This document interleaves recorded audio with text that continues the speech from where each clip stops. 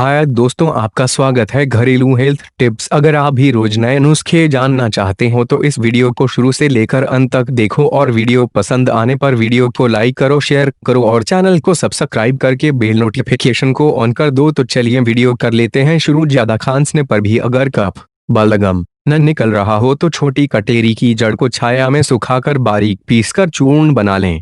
यह 1 ग्राम चूर्ण में 1 ग्राम पीपल का चूर्ण मिलाकर थोड़ा सा शहद मिलाकर दिन में 2 से 3 बार चाटने से कफ आसानी से निकल जाता है और खांसी में शांत होता है। छोटी कटेरी के फूलों को 2 ग्राम केसर के साथ पीसकर शहद मिलाकर सेवन करने से खांसी ठीक होती है।